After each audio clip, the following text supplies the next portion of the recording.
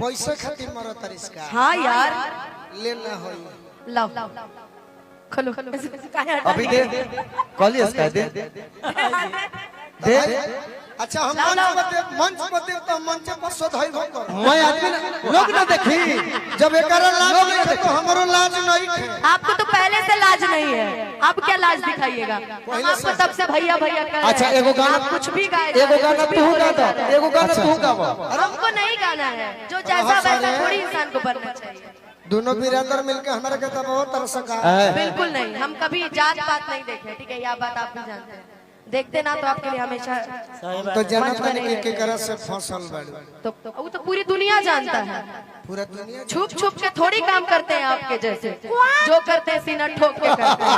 अच्छा अच्छा अनुपमा फांसी लगेबो तो हम ही गंगा जल पिए पहले ओके ओके, भगवान करे कि मेरे से पहले फांसी आप लगाइए। हम कहे